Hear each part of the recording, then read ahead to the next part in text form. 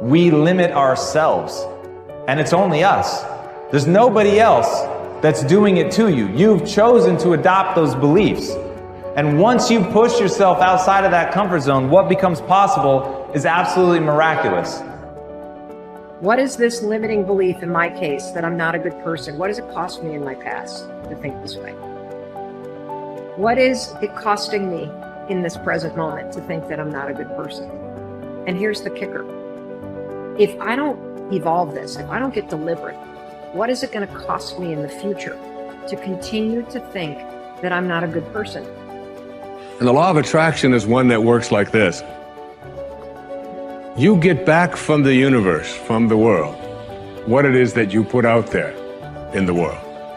And if you're putting out there into the world that I am not worthy of attracting something beautiful into my life, that the universe will respond back to you with exactly that message.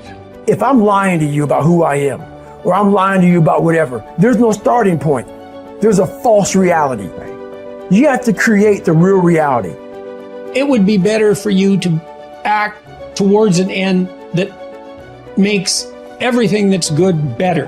That's the best way to live, to make everything that's good better. And maybe to restrict the development of everything that's malevolent and evil within yourself and in the broader world, insofar as you're able to do that.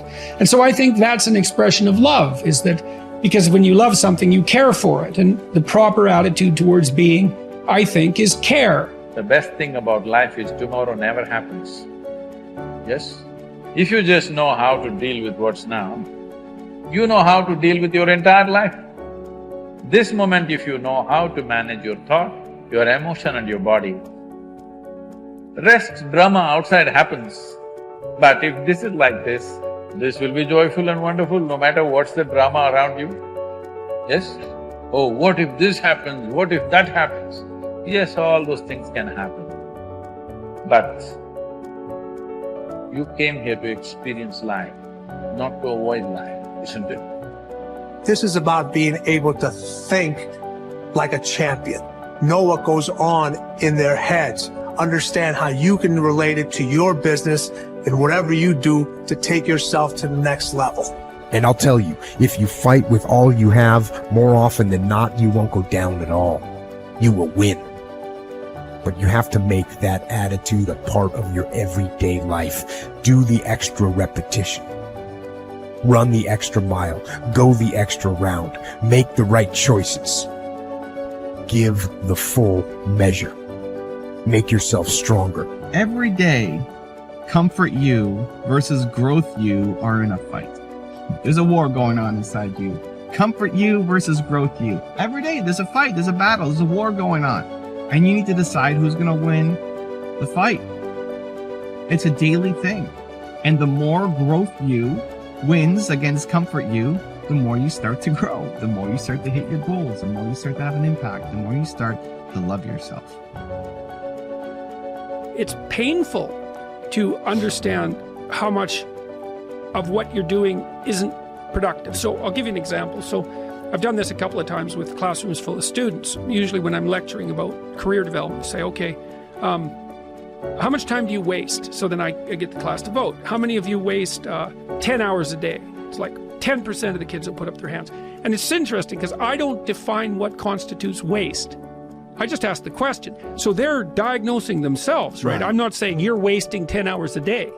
I'm just asking. It's like, given your own attitude, how much time are you wasting? 10 hours a day. It's like 10% of the people put up their hands. Well, when you get to like 6 hours a day, 80% of the people put up their hands. So then we do the arithmetic. It's like, because I like doing arithmetic with people. People hate arithmetic, but I like doing it. It's like, okay, 6 hours a day. It's 42 hours a week. So let's call that a work week, 40 hours a week. So that's a work week. Let's say, what's your time worth? You're a university student. Well, it's certainly worth minimum wage, because obviously, but it's worth way more than that, because if you spend a productive hour when you're 20, then you gain the benefits of that hour for the rest of your life. So there's the compounding effect of time spent when we were young. So I say, well, let's assume your time's worth $50 an hour, which I think is an underestimate, but whatever. Let's call it 50. We could call it 25, but we'll call it 50. That's $2,000 a week you're wasting. It's $100,000 a year. It's like, how much better would your life be if you weren't wasting $100,000 a year? It's like, what is that over 40 years? $4 million. It's like, you're rich. You don't even know it. Quit wasting time. By your own definition.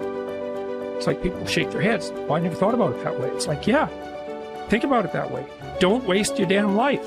I know I'm a weak man. I know that I am not perfect. But if I could have a person who's so much wiser than me, if I could look out into the future and my highest, best, strongest, happiest, boldest self could step into the situation, how would my better self advise me now? And you'll always find that your better self will say, calm down. It's not that big of a deal in the bigger picture. You're stronger than you know. Believe in your ability to figure this out. Take a breath. Take a couple breaths. Know that you could make the situation awful and make yourself feel bad, but that's your choice. Your highest self would tell you, you know what? Handle this well so you can respect yourself later. Your best self would say, handle yourself well now, just to prove that you can. Your best self would say, you know what? If you handle yourself now, you'll have fewer regrets later. Your best self would say, you know what? Instead of being angry, try to be compassionate. Because from compassion and love comes a greater power to influence than you'll ever have as an angry little child. Oof, your older self, they'd tell you, they'd learn you. They'd give you the messages that you needed to hear. What would you do as your highest self? I like my trigger for myself is when I feel those negative emotions, I ask a very specific question. My question is, if I was acting as my highest self now, what would be my next right action of integrity? Coming from a place where I want to be happy as a human being, how would I reply to this? And that changes the game. The questions we ask ourselves in moments of conflict dictate the answers and the way in which we behave. And so I say to you, take a beat, ask the questions, wonder why you're so upset, and let it go. Ask, what would my highest self do in the situation? Removing distractions is no small matter in our current culture, but it's critical. How do you do it? First, by maintaining the discipline of practicing your priorities. Don't do easy things first, or hard things first, or urgent things first. Do first things first, the activities that give you the highest return. In that way, you keep the distractions to a minimum. Second, insulate yourself from distractions.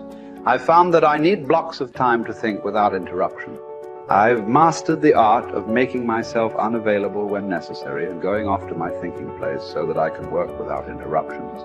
Because of my responsibilities, I am always aware of the tension between my need to remain accessible to others as a leader and my need to withdraw from them to think. The best way to resolve the tension is to understand the value of both activities. Walking slowly through the crowd allows me to connect with people and know their needs. Withdrawing from the crowd allows me to think of ways to add value to them. My advice to you is to place value on and give attention to both. If you naturally withdraw, then make sure to get out among people more often. If you're always on the go and rarely withdraw for thinking time, then remove yourself periodically so that you can unleash the potential of focused thinking. And wherever you are, be there. Once you have a place to think, you need the time to think. Because of the fast pace of our culture, people tend to multitask. But that's not always a good idea. Switching from task to task can cost you up to 40% efficiency. According to researchers, if you're trying to accomplish many things at the same time, you'll get more done by focusing on one task at a time, not by switching constantly from one task to another. Ralph Waldo Emerson, the great transcendental thinker, believed concentration is the secret of strength in politics, in war, in trade, in short, in all management of human affairs. To help me concentrate on the things that matter, I work to keep important items before me. One way is to ask my assistant to keep bringing it up, asking me about it, giving me additional information in reference to it. I'll also keep a file or a page on my desk so that I see it every day as I work. That strategy has successfully helped me for 30 years to stimulate and sharpen ideas. If you've never done it, I recommend that you try it.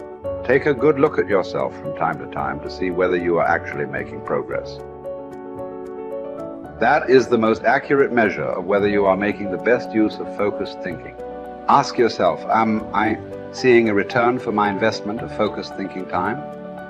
Is what I am doing getting me closer to my goals?